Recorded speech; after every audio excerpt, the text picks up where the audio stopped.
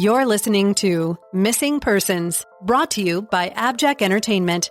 Be sure to check out some of the other great true crime podcasts from this network, including The Murder in My Family, DNA ID, Beyond Bizarre True Crime, Zodiac Speaking, Scene of the Crime, and 3 Men and a Mystery. All of these podcasts are available for you to binge on right now, wherever you listen to podcasts. Subscribe where you're listening to this podcast so you don't miss an episode.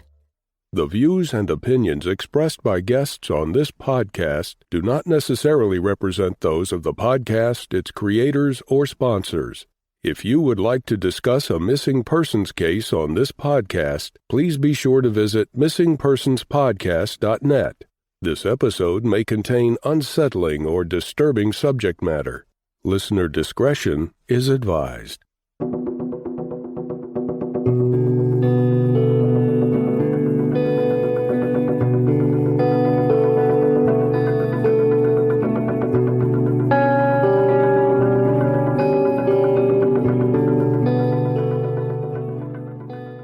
Welcome to Missing Persons, a podcast dedicated to spreading the word about people who have vanished under mysterious or unexplained circumstances, and the family members who are looking for answers. I'm Jess Betancourt. And I'm Mike Morford. Together we created this podcast to help give a voice to people who continue to search for their missing loved ones, in some cases even after decades have gone by. In each episode, you'll hear from Jess giving listeners the backstory and the basic facts of the disappearance. Then Mike will speak with someone who's intimately connected to the missing person, and his guest will share their story with us. Please stay tuned at the conclusion of this episode to hear about our Patreon program and our commitment to help find people who have gone missing. We'll also share with you where you can find more information and how you can join our team and help our efforts. You'll get recommendations for other podcasts we think you'll enjoy, and more. So sit back and enjoy this episode, and who knows, maybe you can help us find someone who's missing. Hi, everybody. Welcome to this special episode of Missing Persons. In observance of a significant milestone for this podcast, the 50th episode, Mike and I want to do something different. And here today, you have both of us hosting this episode. Say hi, Mike. Hey, everyone. Thanks for joining us for the first 50 episodes, and we can't wait for the next 50. We decided it would be fun if we each selected our 5 cases that, of all the 50 that we've covered, we thought we found particularly interesting or intriguing, thought-provoking, etc. Obviously, all the cases are tragic, and the families in every case continue to be anguished with their ambiguous loss. And we recognize that, but there are some cases that have stuck out to each of us over the course of doing this podcast for the past couple years. So we each came up with a list of 5, and we compared notes, and we did not have any overlap.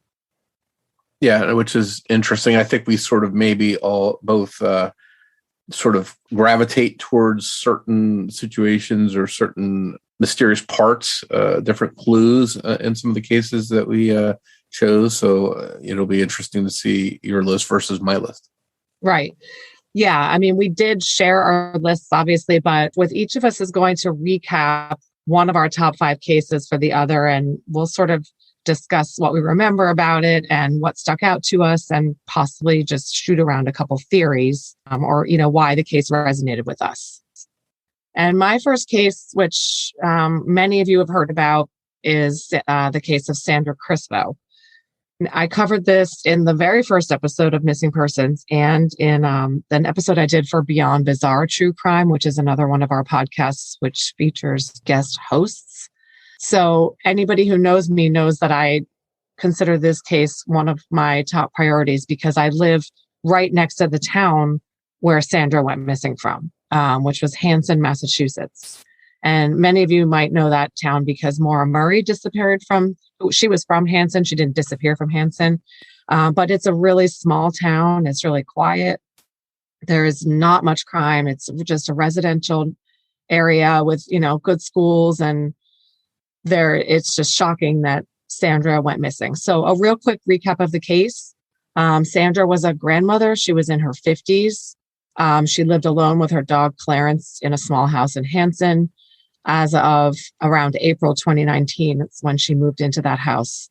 She moved away from Quincy, Massachusetts, where she had always lived. She was supposed to babysit her grandchildren that day. This is a day in August. And she stopped answering her home phone after dropping her car off at a mechanic. It needed repairs. And her daughter showed up a day and a half later to drop off the grandkids, and Sandra was not there. The sliding door in the back was unlocked. The dog was there, hungry and scared, but there was no sign of Sandra, who, mind you, had no car. She had no cell phone and she had no computer, yet she was gone. Her daughter, Lena, has worked with us a couple times on these episodes and said that her mom was a real homebody. She wouldn't just walk somewhere. But her purse and her shoes were missing. So, and a couple more interesting items.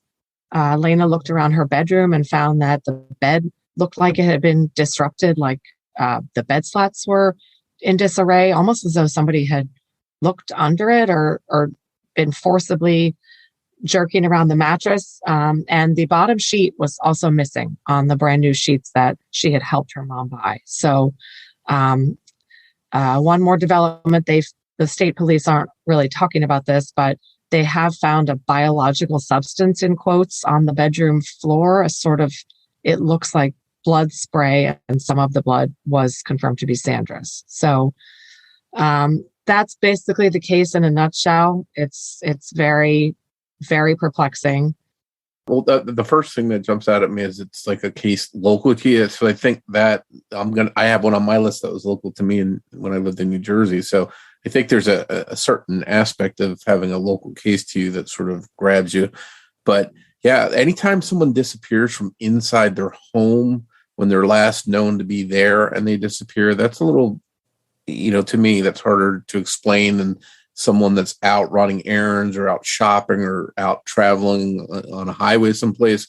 Any number of things could happen, but to have this happen right in her home was kind of weird. And those clues that you just recapped, the bed, that kind of stuff, little things. There wasn't overly a big sign of a struggle, but that latest development you mentioned, the blood, that's definitely troubling. That could indicate something did happen to Sandra in her home.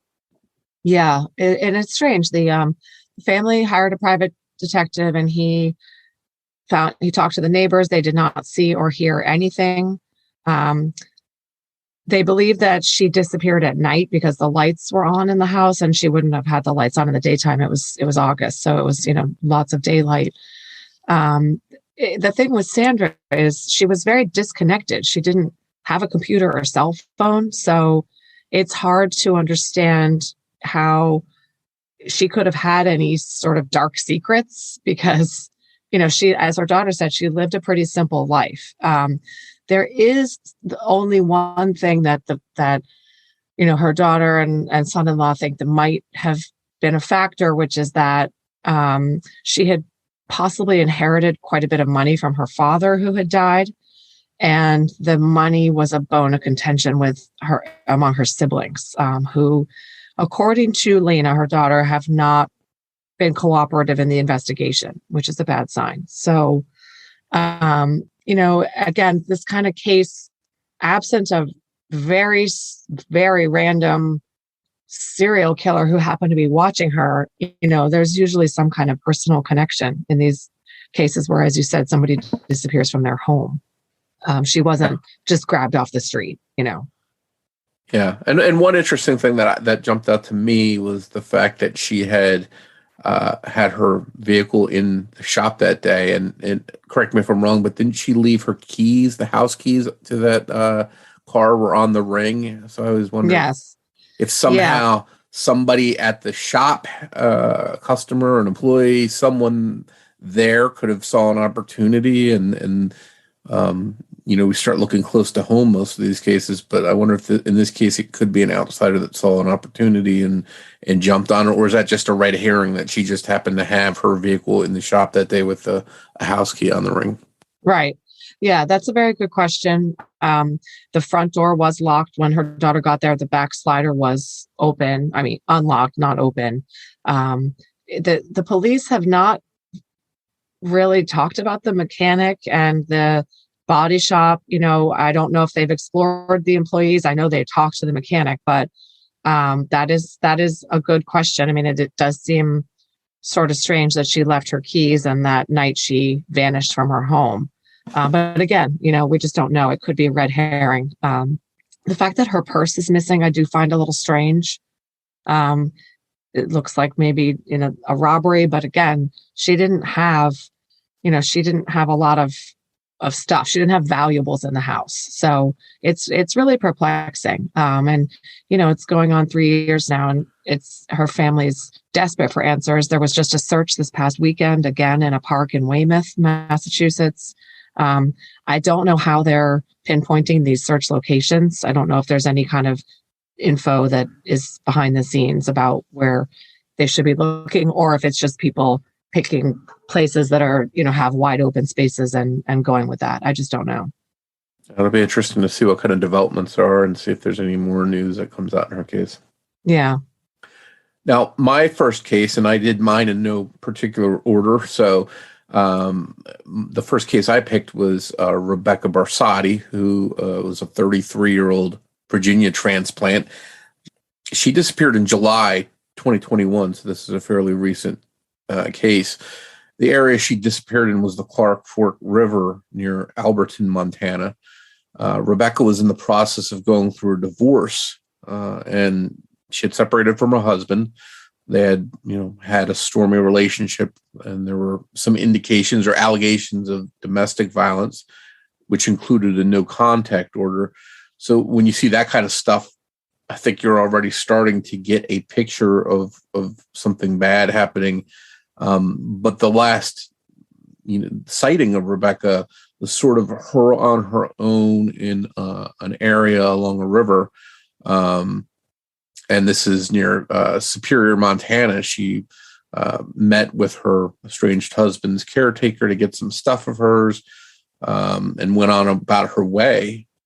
She traveled to the Clark Fork River and apparently was with her dog, Cerberus. And she just wanted to walk near the water and walk with Cerberus, and disappeared and was never seen again.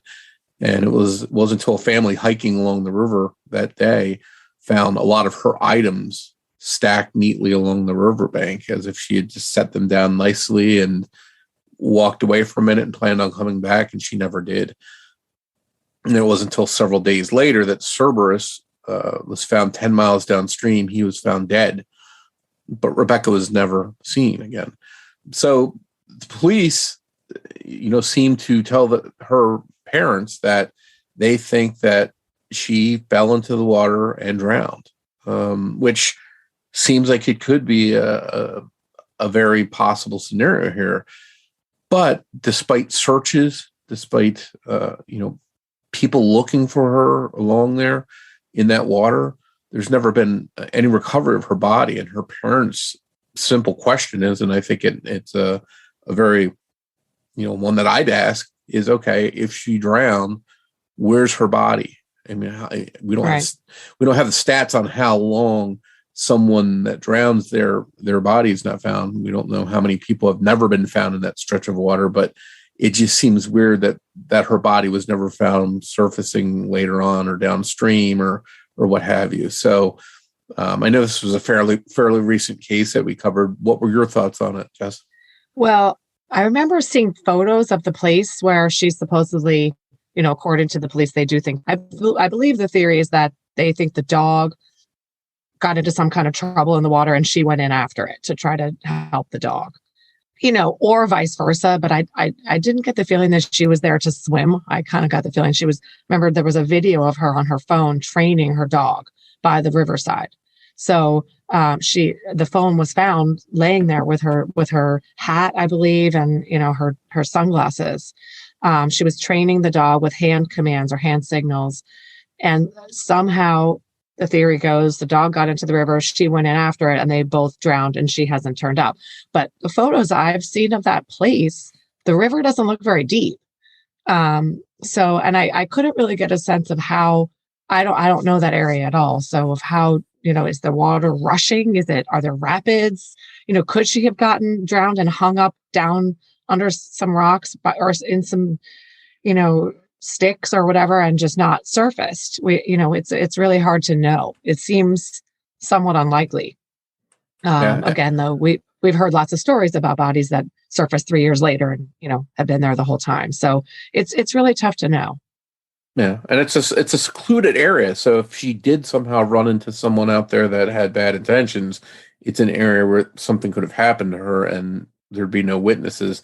But what the one thing that jumps out to me is how neatly everything of hers was sort of stacked, as if she just sat it down. And, I think in the police scenario where she goes in scrambling after her dog, I could see her throwing stuff down all haphazardly and it being a mess. Instead, this stuff was stacked up neatly.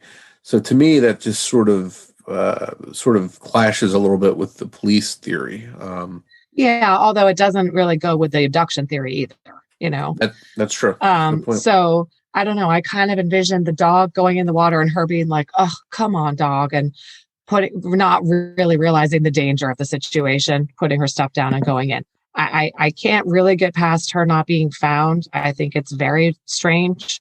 But the abduction angle, it to me seems unlikely. I mean, there were hikers in the area. It was broad daylight. It just seems totally bizarre that she would have. I mean, it happens. Obviously, we know it happens, but again, there's no really good answers in this case. It's a real head scratcher. Her parents have moved to the state to try to look for her, and there's been scores of searches by boat and along the riverbanks, and just nothing. You said the dog turned up 10 miles away. Was it that far? It was 10 miles. That's a long way. Yeah. So, and there weren't any details. We don't know if it was he walked that far. They weren't clear. They didn't clearly state if it was in the water, if he was along the shore. They were, one thing we mentioned in the episode was that an autopsy wasn't done to determine the cause of death. On the dog, yeah. Yeah, on the dog. So we don't know even how he died. Did he drown? Was it malnutrition? Was it dehydration? And that seems ridiculous. I mean, they should have absolutely done that. Yeah, and unfortunately that wasn't done. So that's just a little piece of the mystery of how he died. But I think it's just one of those cases we'll just have to keep our eye on and see if there are any developments. Yeah. Yeah. That is again a real puzzler. I'd be very curious to see what happens there. Okay. So my next case is Dulce Maria Alvarez, a case we covered in episode 14. Dulce was 5 years old, one of our few children cases, and she was playing at a Bridgeton, New Jersey playground in September of 2019. Her mom was sitting in the car nearby watching Dulce and her little brother as they played on the playground, but Dulce and her little brother, who has not been named, by the way, ran off to go to the swings, and the swings were sort of out of view of where her mom was sitting in the car. And I think they said it was about 10 minutes later, the mom realized she couldn't see the kids, and she decided to go and check, and she found her little boy standing there crying, and they had gotten popsicles, and he dropped his popsicle on the ground and was crying. And she asked him, "Where's your sister? Where's your sister?" And he pointed to behind some maintenance sheds that were there at the park. And, that Dulce was not there. And Dulce has never been seen again. The little boy, unfortunately, the mom described him to us as nonverbal. I mean, and I think he was also very, quite young. So he wasn't able to share anything about what happened to his sister. But some kids who were playing basketball on the adjacent court did apparently tell police that at least one of them believes they saw Dulce being led into a van by a man. And this was a Hispanic man with acne is what one of the kids said. And it was a red van with sliding doors. So if that's correct, that is obviously, very, very concerning.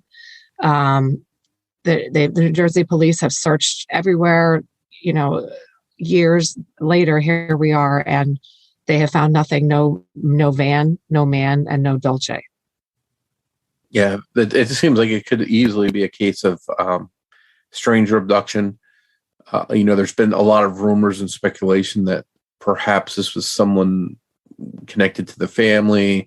I think I've heard some reports that the family has ties to Mexico and that she may have been sent to Mexico. Again, this is all rumor mill, hearsay stuff. I don't think there's any proof of any of it. But the one thing that jumped out to me in this case was Dulce's mom.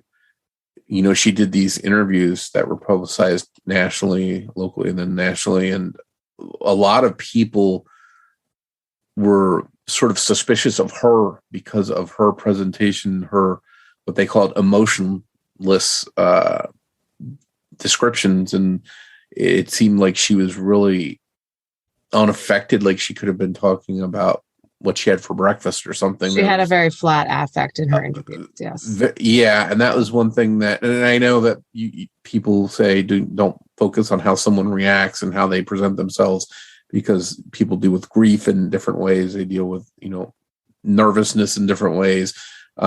So you try not to read into that, but a lot of people did sort of get rubbed the wrong way by her presentation after the fact. Yeah. I mean, look, we all know in missing children's cases, often the police start looking very close to home, right, for the perpetrator. I will say straight out, I'll be very surprised in this case if it turns out that Dolce's mom had anything to do with it. I think that her somewhat emotionless relation of the story is just the way she's handling her grief and stress.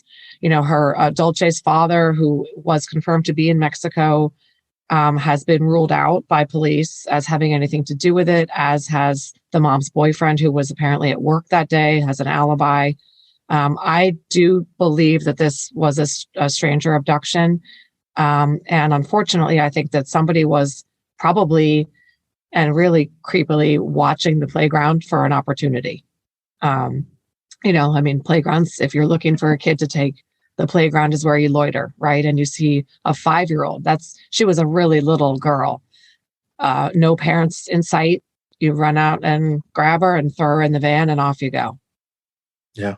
That's, I think in stat wise, stranger abductions are pretty rare, but it does happen. And if, things went according to the way they seem to from the descriptions, then it likely was a stranger abduction. Yeah. I mean, and I think the best we can hope for in this case is that it's somebody who wanted to raise a child, and perhaps even told themselves, oh, this little girl's being neglected. No one's around. And just, let's hope that's the case. I know the investigation was bogged down with some really weird hoax letters and maps that were sent anonymously to random parts of the country. I think almost like 100 of them or something. Police have said that those are not related. They're hoaxes, and they're just basically noise that they're trying to ignore because they don't seem to be related at all to the investigation. Yeah. It's a sad case. At the end of the day, it's a little girl who's, her family's missing her, and hopefully there's some kind of news on it. Well, the next case I have is from April of 1988, and that's the case of Randy Leach, a 17-year-old boy that disappeared in Linwood, Kansas. Now, he went missing after attending a party, and not just him that's missing, it's his car that he was driving. It was his mom's car. Neither Randy nor the car has ever been found. And what was interesting is immediately after he went missing, there was a lot of confusion. There were rumors. There were shortcomings in the investigation, according to Randy's family over the years. There was, all kinds of red herrings possibly. And this was satanic panic time when there were reported satanic parties and stuff that he may have been a victim at. But Randy's parents, Alberta and Harold, have been championing, that case for over 3 decades now. So it was great to have them on and discuss their efforts and what happened over the years and how they've clashed with the investigators. Sadly, Harold recently passed away after he was on with us. Yeah, I saw that. Yeah, my heart goes out to his mom because she's now all alone to sort of carry this on. And Randy was an only child. He was an only child, and you could tell by the discussion with them, they really, really loved him, and they were devastated when he went missing, and to not have answers all those years, it really affected them and changed the outcome of their lives. Yeah, I can't imagine. Yeah. So I think the difficult thing for me in discussing that case and researching it was sort of wading through all the rumors and the innuendos and the gossip and what's real and what's not, and sort of getting through that and getting to the what's important in the case. Yeah. I remember researching that one and sort of dismissing the satanic panic stuff because it just seems it's always so overhyped, and it was sort of the era, right? That was a big thing then. But did any cases actually ever end up being a satanic ritual that we know? I mean, it doesn't seem like it now. It's usually not related to satanic panic, but anything from the 80s is definitely prone to that kind of discussion. Right. But, yeah, sure. Yeah. And what's interesting is, again, his car is missing too. So if a car it's one thing if a person goes missing, but to make a car disappear, you've only got a couple possibilities. It's either at the bottom of a lake someplace or a river, or it's been sent to a scrapyard or a chop shop. There's only two ways you make a vehicle totally disappear and never show up again. So I think it limits the possibilities here. There's either foul play and somebody went through a lot of effort to hide the car, or he went into the water someplace, which we discussed a little bit in that episode. There were some searches and there were some theories about how far the car could or couldn't have gone. Yes. And I'm one of those people that when a car goes missing and is never found, I always lean towards it being in more someplace, because I think that's usually the more likely outcome. Because we see, I don't know how many times this year I've seen different cases being solved where the car is found with the missing person inside of it. And we'll get into one of those shortly. I know one of your cases involves a submerged vehicle. I remember when I was looking at this, I thought, we know that Randy, unfortunately, one of his very good friends said that he was quite impaired that night. But I don't think that anyone ever actually saw him driving away in his car. If I recall, when the friend got back and he and his car were both gone, but that doesn't mean that he drove it, right? And I do remember there was a lot of talk about the river near where the party was, and there were some cars that had been recovered from that same river, but Randy's wasn't one of them. So, is it down there somewhere in the silt? I remember there was a railroad bridge, and they talked about whether the car could have gotten maybe, caught up between the I'm not an engineer, so I don't know the name of the structure of the railroad bridge somehow and not passed through and gotten washed downstream. And who knows? It's really, really sad. I do agree with you. I tend to think that he is probably somewhere submerged in the water. And I always keep an eye open, and hopefully that's a case that if he is down there, he's found at some point. And I'd love for it to be while Alberta's still alive, to get that news and find out what happened to him, because I know her and Harold searched for so long trying to find out the truth. Right. Okay. So my next case is Betty Alexander. This is probably the most complicated case that I'm going to talk about, and trying to recap it is just, it's really, I can't get into all the details. There's a lot here, but in essence, Betty was an older woman. I think she was like at least 68 or so, possibly young, low 70s. I don't remember, but she was a widow living alone at the Center Street Apartments in Sullivan, Missouri. Again, similar to Sandra, she had no car and no cell phone. She socialized with a small circle of neighbors and her own grown children. And Betty was a little bit She had some health struggles. She had severe back pain from a fall when she was younger, and she actually had pins and rods inserted in her back. So she had a home physical therapist that visited regularly. She had Meals on Wheels come regularly, and she relied on fentanyl patches for pain relief. So, there's quite a bit there. And then she literally vanished into thin air in April 2019 with some really strange clues. So Betty was last seen around 3 p.m. This is on Wednesday, April 10th. And she was outside doing some gardening. A neighbor that she was friendly with saw her. After that, no one saw her again. Her daughter showed up to check on her a couple of days later, and she used her own key to get in because the apartment was locked. And there was no sign of Betty, but her glasses were there, which she wore them all the time. She needed them to see pretty much everything. Her purse was there. And inside the purse were 2 envelopes with $100 cash each. And this was really bizarre to Tanya, her daughter, who was our guest when we interviewed her, because her mom didn't do her own banking. She didn't go to the bank. She didn't take money out in cash in hundreds. It's completely unexplained. So, and her keys were also in her purse. So when they spoke to the Meals on Wheels people, they learned that they had been to the apartment the day before and the door was open.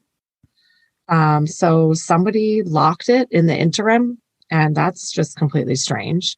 And then the last thing was that they noticed that she had 2 boxes of her fentanyl patches delivered by Sink's Pharmacy that week, and one of them was gone.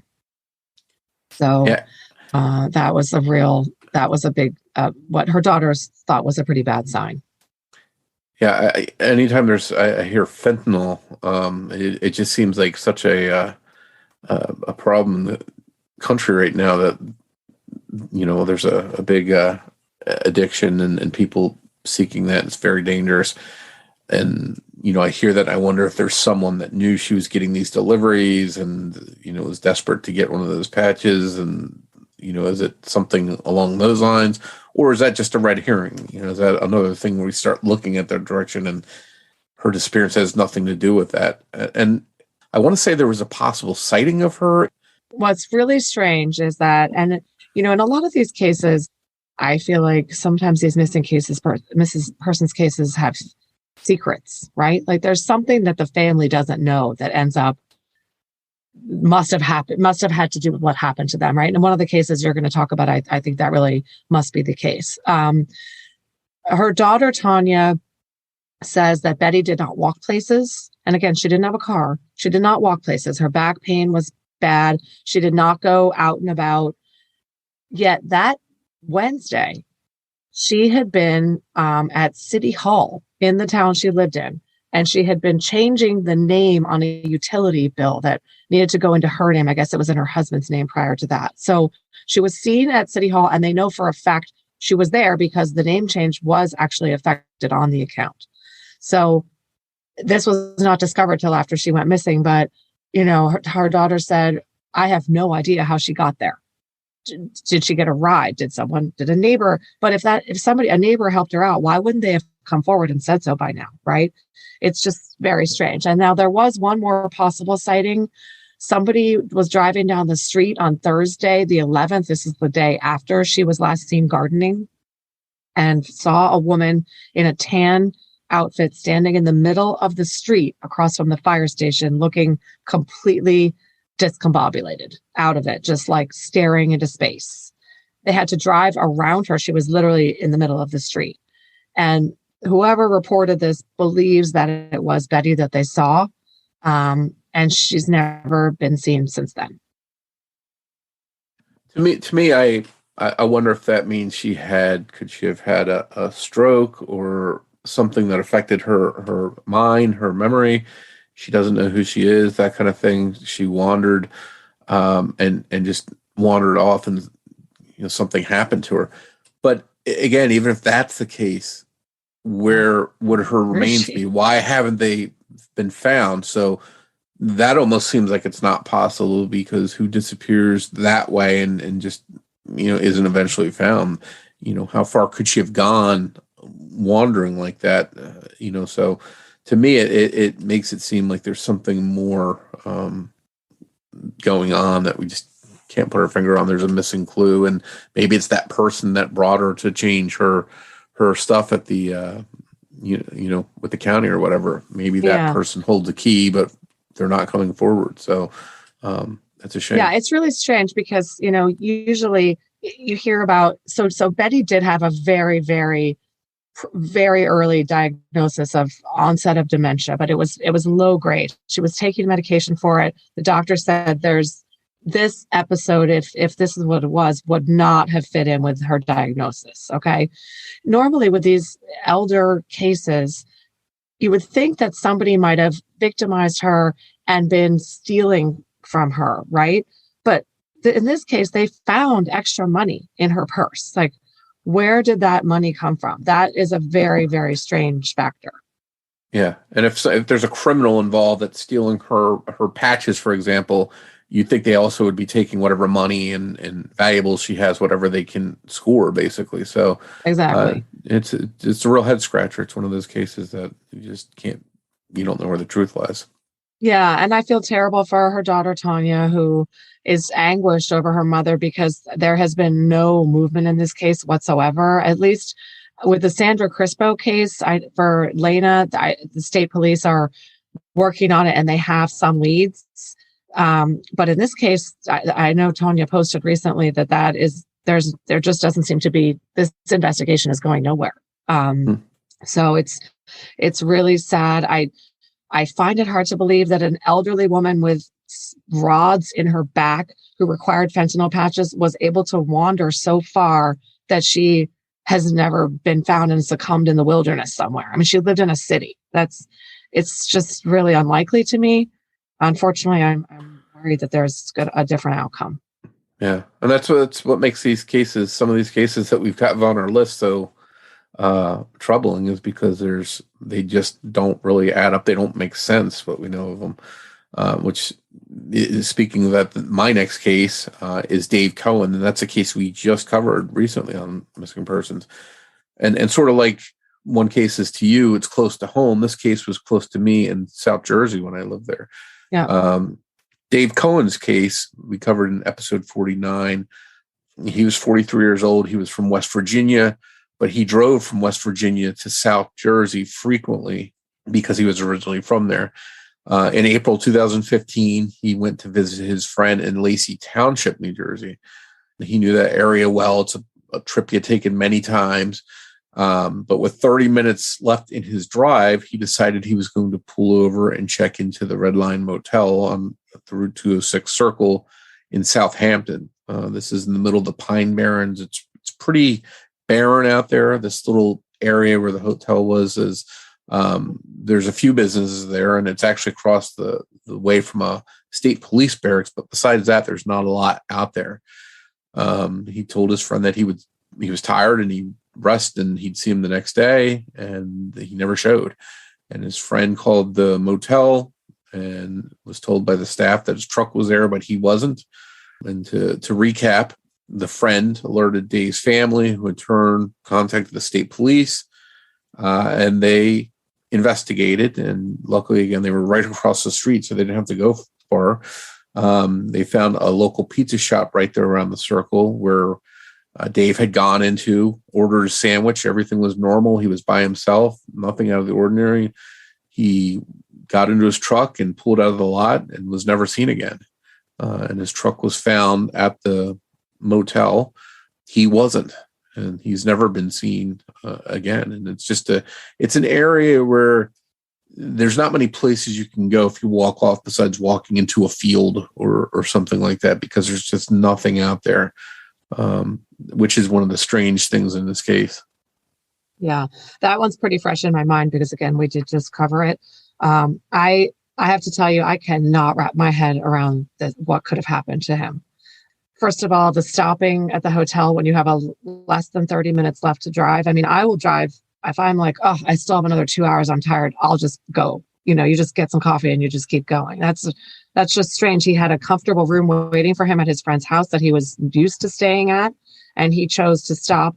And we know that, well, according to the hotel, anyway, the motel, he extended checkout the next day until 3 p.m., which doesn't make any sense to me at all.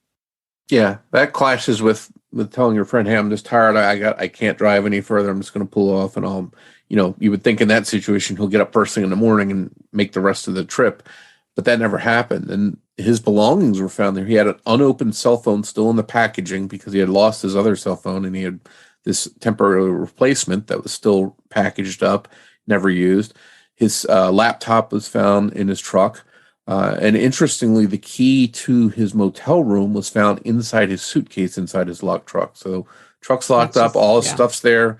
Key to the truck is missing, and Dave himself is missing.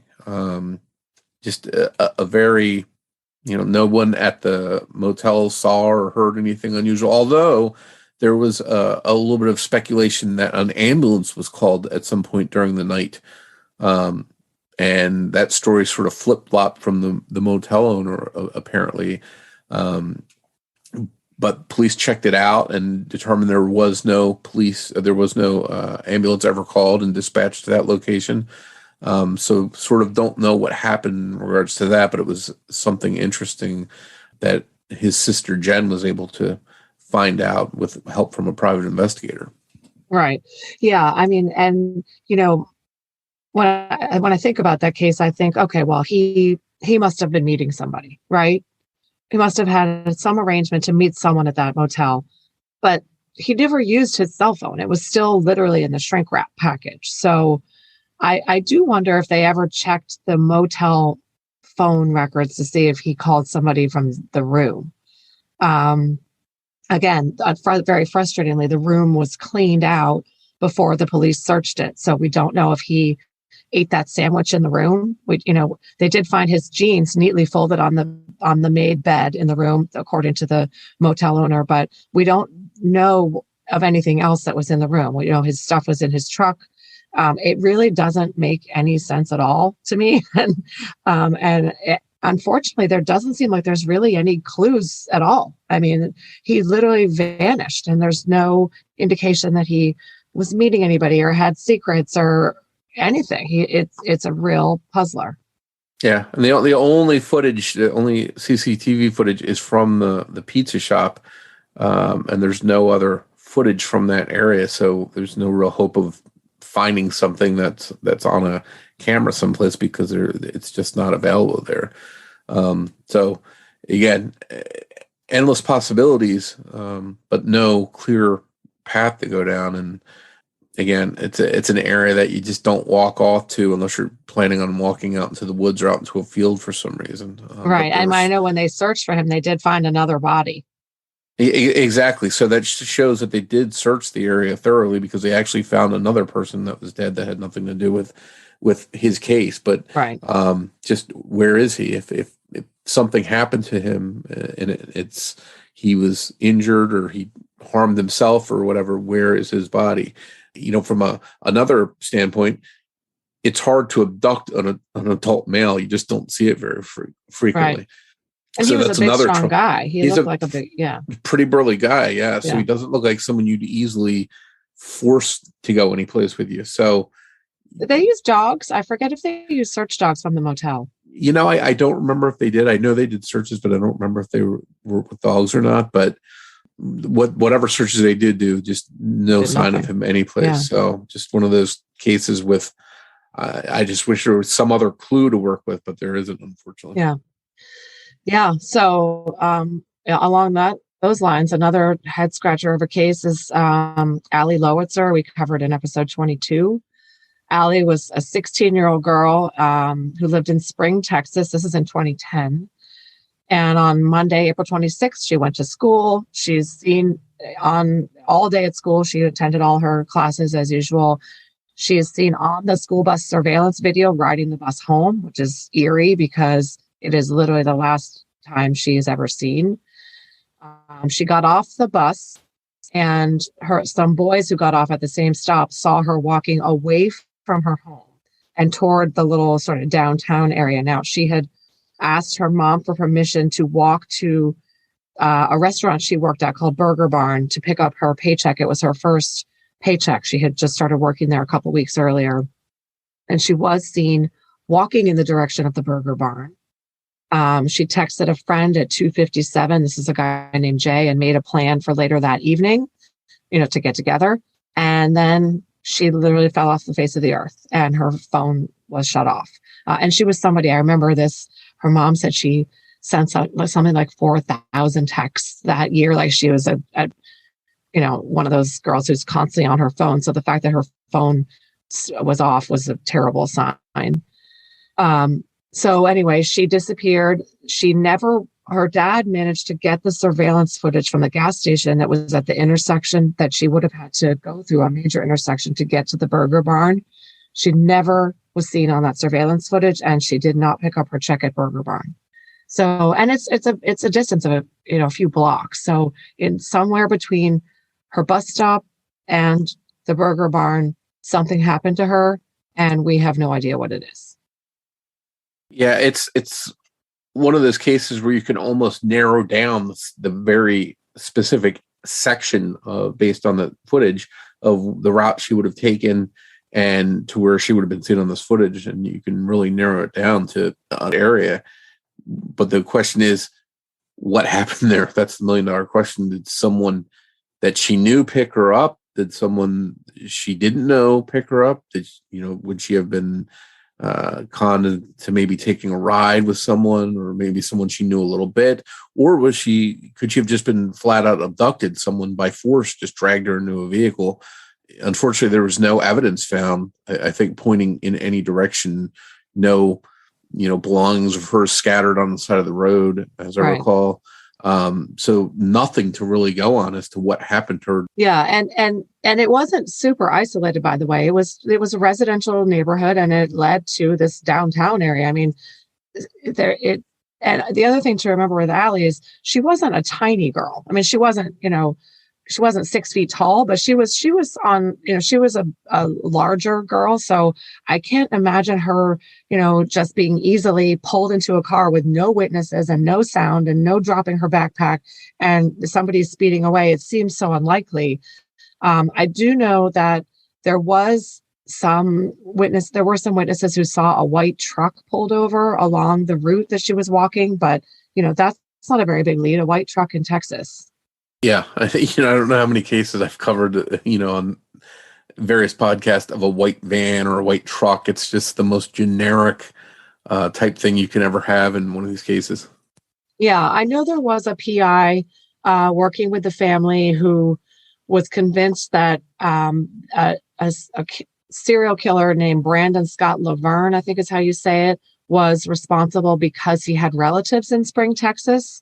But according to everybody, he was cleared because he had an alibi. I don't know if he was even in town or would have spent any time in Spring, Texas. So that lead seems to have gone nowhere. This is, again, a case in which it doesn't really seem like the police have anything to go on. It's been 12 years. And, her mom says it's absolutely out of the question that Allie would have left. That was the first thing that the police suggested, that, a 16-year-old girl who, she probably ran away. But no, this girl did not run away. She had left her cell phone charger, first of all. She didn't take any of her things, makeup, clothes, money she had sitting there. She would have gone to pick up her check. This is one where that is just not an option, in my opinion.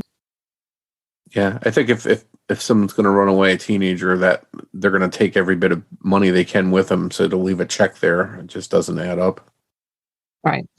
So again, it's really a puzzling case. I feel terribly for her mother, who has still, at last I saw, she still had Allie's room intact with her things, hoping that there is some sign of her daughter. But after 12 years, obviously it doesn't look very good.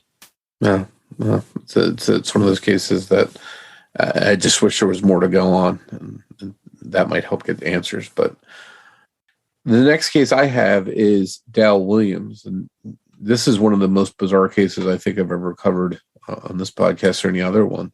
There's a lot of weird clues and rabbit holes. Now, Dal Williams was a well-known and 42-year-old family man who lived in Nucla, Colorado, and he went missing in May 1999. Dal owned a body shop, and on the day he went missing, he received a call from a motorist who was asking for help with car trouble they were experiencing.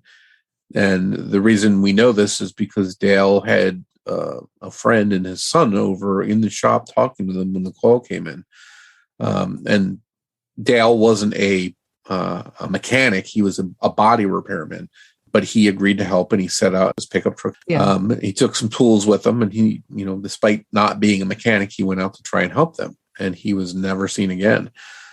It wasn't until several weeks later that his truck was discovered submerged in a nearby river.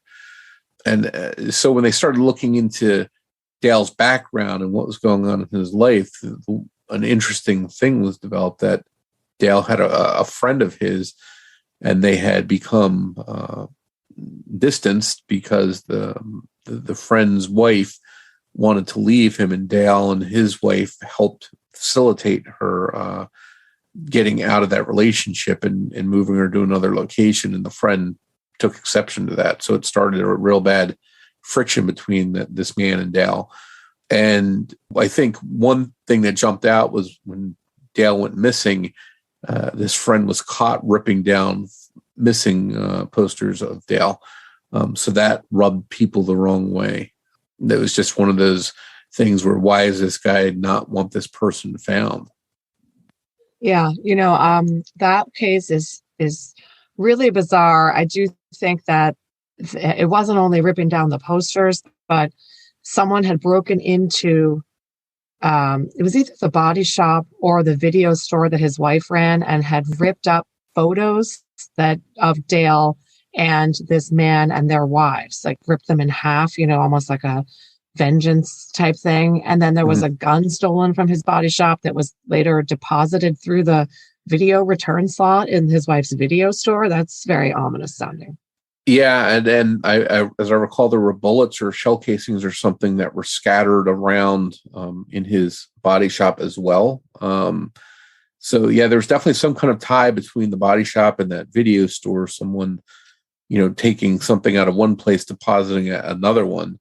And I know Dale's daughter Tony came on and talked about the case, and she sort of filled us in what she could. And from what she said, it sounded like there was the person that called him for help that day sounded like it was maybe a female caller. Yeah. And the person that he had this feud going on with was a male. So it seems like if that person's involved, which a lot of people seem to think they might be involved, who's this female person that he had? Is it someone else? Or again, is it some kind of red herring that the call just was a coincidence, and maybe he did go out there and help that person, and they went on about their business, and on the way back from there, whatever happened to Dale happened. But that they've never been able to identify that caller, and I think that might go a long way to helping solve the case. Well, if I remember correctly, the family definitely believes that he was lured to that call, because they put it together later that there actually wasn't cell phone service at the place that they said he was supposed to go and meet somebody. So they believed that call was an attempt to get him out on the road away from the shop by himself. And, sure enough, they eventually found his truck. Some kids who were fishing, I think their fishing line caught on the truck. They brought it up, and the windows on the truck were halfway rolled down, which his wife told investigators Dale absolutely flat out never would drive it like that. The windows were either up or down with him, but not in between, which is a little thing, but sometimes those things, it means somebody else was in that truck. Yeah, not just that, but a lot of his tools were found scattered along the highway too, just as if somebody had randomly thrown them out the window. Yeah. So just another strange clue that, again, don't really know what it means, but it might be something that could help solve the case if you could figure out who played a role in that.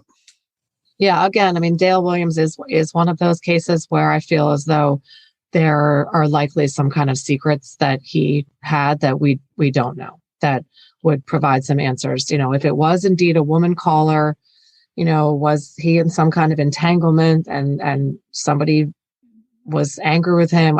This is all total speculation. We don't know.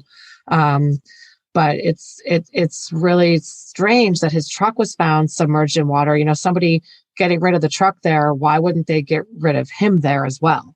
Just in the truck. It's a great way to dispose of him, but they weren't together. Yeah.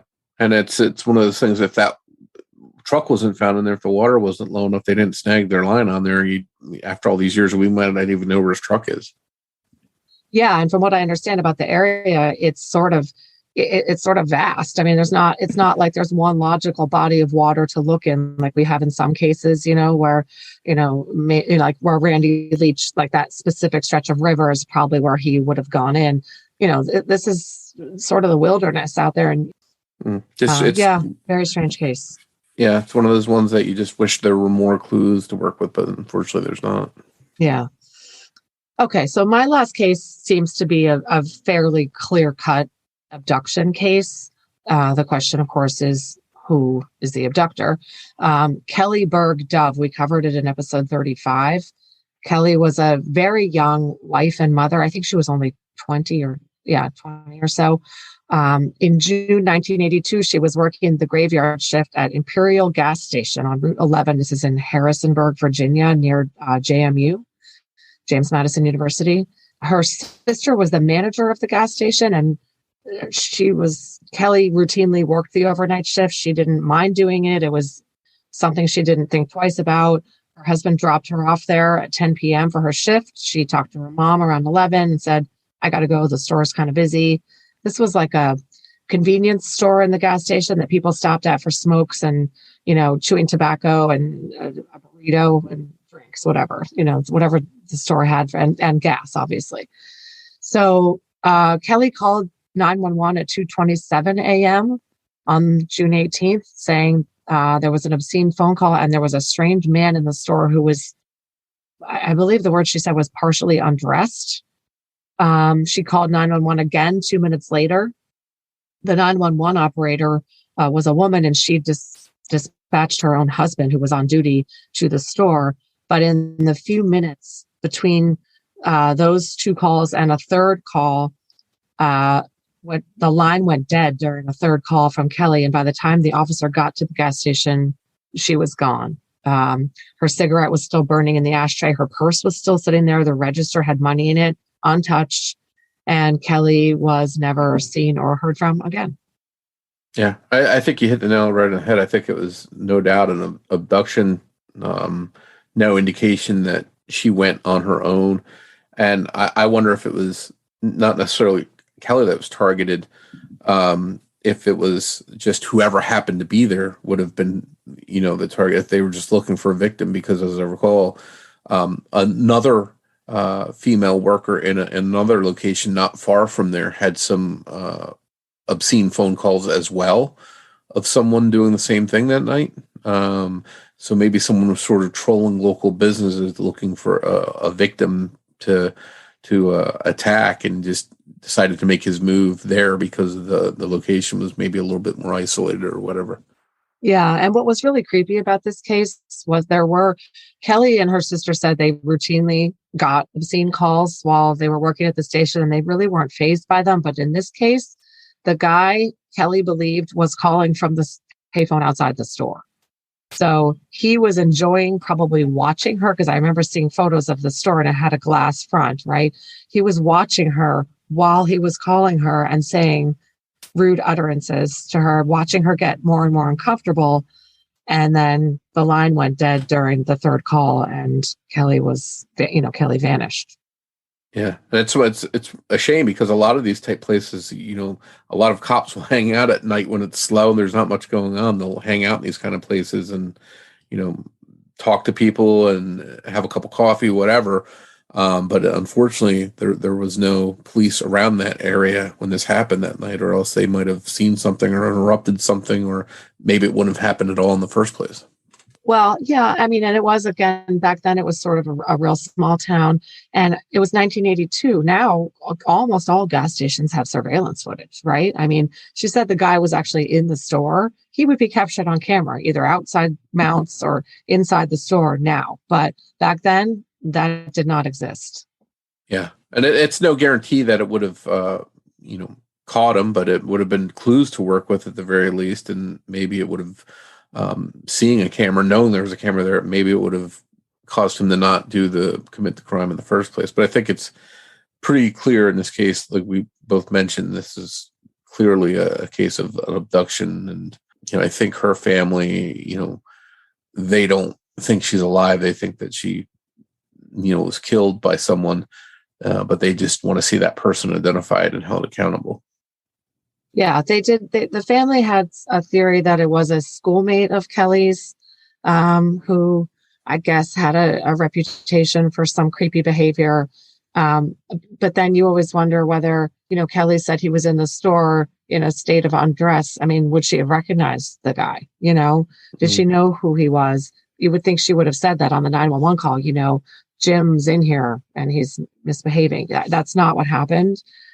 She described a light colored vehicle that she saw outside. It's my opinion that she did not know the man, or at least did not recognize him.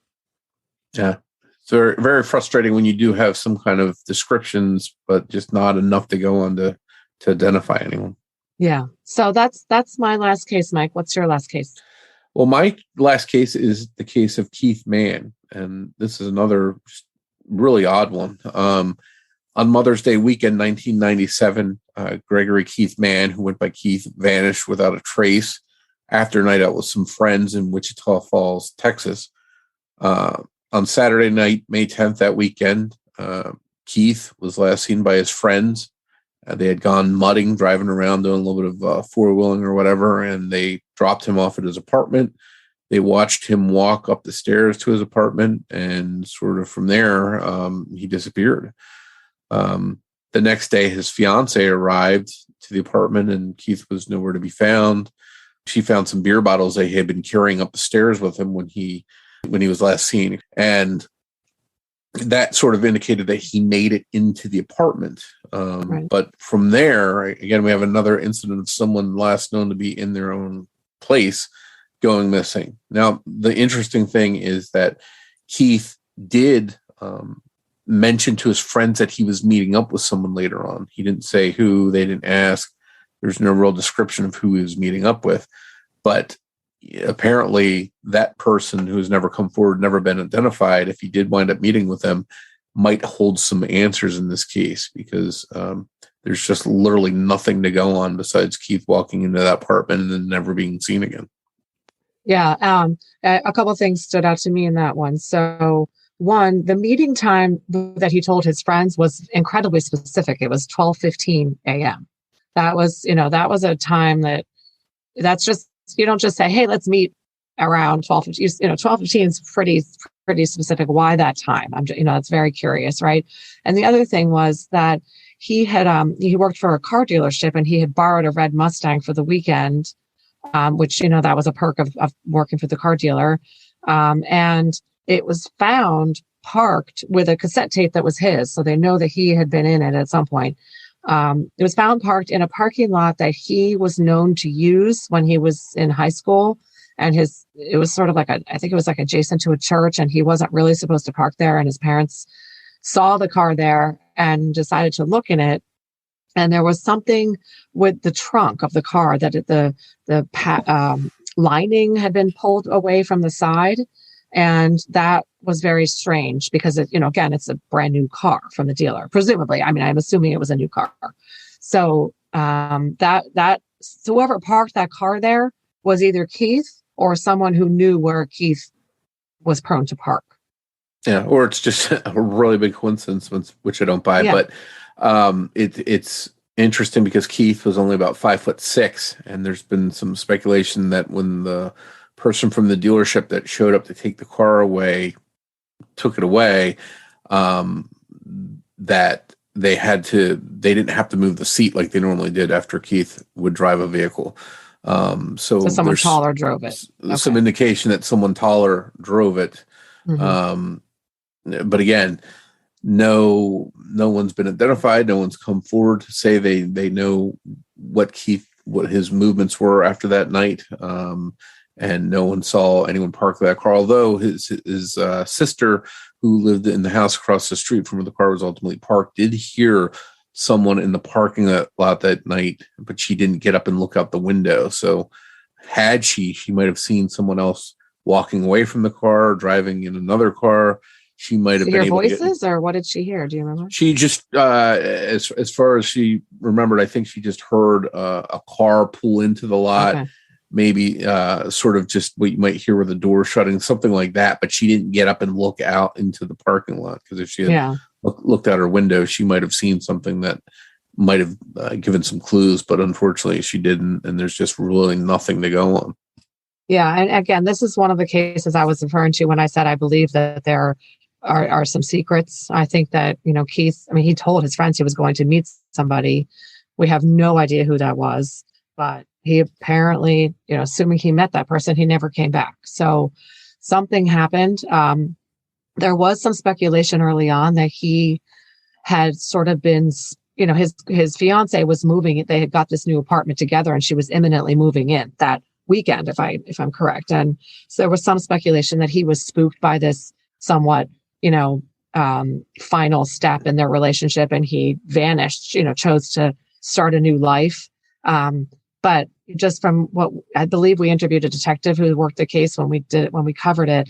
No one in his family really believes that was what happened.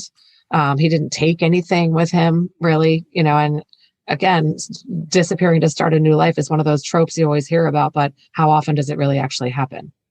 Yeah. And he had uncashed paychecks. He had a little bit of money in the bank.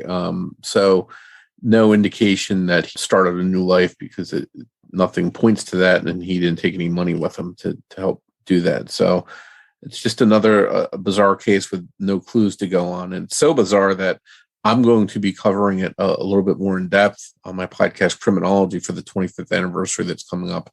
And we're gonna be teaming up with Nick and the Captain from True Crime Garage to sort of maximize the attention we can get for this case for the 25th anniversary in May. So I'm excited to take a little bit more of a deep dive into it. Great, that's an exciting announcement. That's going to be a great show. I know Keith's family's. It's been a long time there. This case, there was never any. As much as I dug, there was never any whispers about, sometimes you hear whispers about like, oh, there was drugs or, there wasn't. That did not exist. And he seemed to be just a normal straight shooter guy. He was, played baseball in college and worked for, selling cars, and he vanished. It's really, really perplexing. Hopefully you guys can make some headway when you cover that case with those guys. Yeah, we're gonna dig in, and we do have the same investigator that we spoke with on missing persons, who's got some updated information, and the reward's been increased. So hopefully we can share some new information and sort of bring it to a newer audience, and hopefully there's some developments for his family, because it's another family that's been going through hell for the last 25 years. Are they actively investigating this case now, or is this a PI hired by the family? No, this is the original detective, not the original, but the same detective that was on the case when good. Okay. Detective Laughlin, and he's gung ho on solving the case and not resting until he makes some headway. So I hope for Keith's family that he's able to come through with some kind of clues to work with. Well, and what was so it's the 25th anniversary this year. So, oh my God, I'm so bad at math. What was the year that he vanished? May 1997. Okay, so I can't remember when we covered this. Did he have a cell phone? I don't think, I don't remember that off the top of my head. So I don't either. I don't remember hearing anything about a cell phone. Yeah. He must not have had one. It may not have been one. I think that I'm trying to think back. That's how you're getting old when you can't remember what you were doing in 1997. But I got married that year, and I'm trying to think when I got my first cell phone, and maybe it was around 1997. I had one before that. I know, because I got married in 98, and I had a cell phone for a couple years before that, for sure. Okay. But he who knows if it had really gotten to tech. I don't know. That's strange. I don't remember hearing anything about a cell phone in any of the coverage. So my inclination is that he did not have one. And even if he did, it probably wasn't equipped with the cell phone, the GPS kind of stuff that cell phones have now. Yeah, definitely not any kind of social media apparatuses or GPS, that kind of stuff that would help you helpful now. But, hopefully it's a case that has, despite the passage of time, hopefully there's some kind of developments. So are you doing a cross show with criminology, or is that, how's that working? Yep. So Criminology and True Crime Garage will both be releasing an episode about the case the same week. Oh, great. The first week of May, True Crime Garage releases their episodes a little earlier in the week, and they're going to do it in their style that, Nick and the Captain do, their conversations. And then we're going to include some interview audio when we release it the following Saturday, following True Crime Garage. So between the two podcasts, we hope to really bring a lot of attention to the case, and hopefully people spread the word about it. Yeah, because I have to tell you, I mean, in the missing persons cases, obviously, you and I are both been very invested in them. Keith Mann's case is absolutely never one that is brought up on any one of these, websites or forums or threads that say, you hear it's Brian Schaefer and Maura Murray and all those, but Keith Mann is not named among those people, but his case is just as perplexing. Yeah. And especially when you know that, it's a 2-mile radius, 2 miles from his apartment to his parents' house. And, the secret lies, in my estimation, in that 2-mile radius. And just very, very perplexing, nothing to work with, and leaving detectives scrambling 25 years later. Yeah. Very strange. That wraps up our 50th episode. A little different than we normally do the episodes, but I actually like this. It was very conversational, and we got to sort of pick each other's brains a little bit and share some theories on these cases. Yeah, it's fun to feel comfortable sort of talking about our own opinions, which I normally reserve doing that because I'm sort of committed to relaying the facts in these cases. But it's fun to talk about them and pick, like you said, pick each other's brains and try to figure out what no one has been able to figure out before us. And, again, we mostly failed, but it's still an interesting exercise to try. We do have a shout out that we need to make. Yeah. And that goes out to Alexis Clark, who's our newest patron on Patreon. So thank you so much for that support.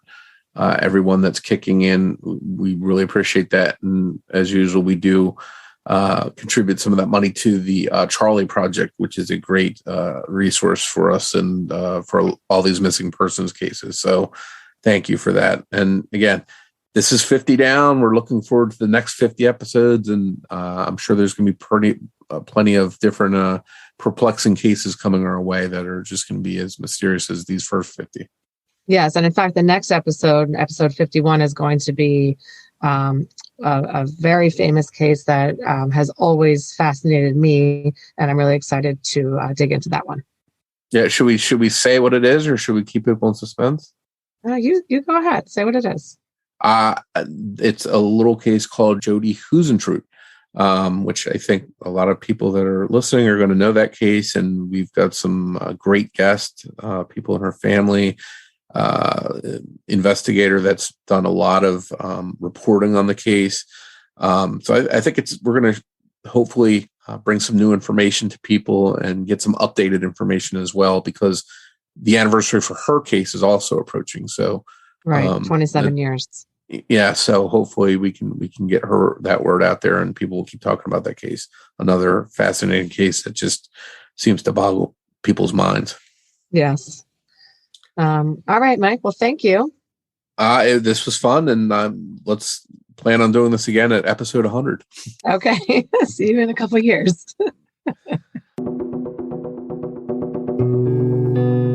We hope you enjoyed this episode of Missing Persons. If you can provide any information to help solve the case we discussed in this episode, please contact the appropriate authorities. If you enjoy this podcast, please take a moment to tell your friends about Missing Persons and invite them to listen to the show. Word of mouth will help us grow and bring these cases to a larger audience. You can also help us by taking a moment to rate and review Missing Persons on the platform you're listening to us now on. We'd like to tell you a little bit about our Patreon program. If you visit patreon.com/missingpodcast, you can sign up to help this podcast through ongoing monthly support. As a thank you, we'll give you an on-air shout-out, a thank you card and sticker, plus you'll get early access to ad-free episodes of the show and any bonus content. Your Patreon support also goes towards helping the missing, because every dollar that we earn through Patreon will be split with charlieproject.org, the wonderful website that's been sharing information about so many missing persons cases for years. We hope you'll consider supporting the show. Just a reminder that new episodes of Missing Persons air every other Saturday. If you want to find us on social media, you can search Facebook for Missing Persons Podcast. And we're also on Twitter with the handle @missing_pod. And of course, you can find us on our website, missingpersonspodcast.net. As we wrap up this episode, we'd like to play a preview of a true crime podcast we think you'll like. It's called Unethical. Be sure to give it a listen. On behalf of Jess Betancourt, this is Mike Morford saying thanks, and we'll see you next time on Missing Persons. Hi, I'm Celeste. Hi, I'm Richard. Hey, I'm Christy. And I'm Tally. We're the hosts of Unethical Podcast. Every episode, we take a humorous dive into a case study that poses an ethical question, like, should mentally ill murderers ever be released? No. We discuss what the outcomes of these cases are and what they should be, with a unique guest host every episode. Richard needs some more testosterone around here. Nah, I think it's mostly coming from Celeste. Girls are mean. Our podcast is no holds barred, true crime, comedy, adult content, and definitely not for everybody. But like most people aren't can handle swear words and stuff, right? Am I right about that? No. No. You can subscribe wherever you eat your podcasts to listen. Follow us on Instagram, where we post our teasers to guess what's coming next. And join us on Facebook to get involved in the conversation. Welcome to Unethical Podcast.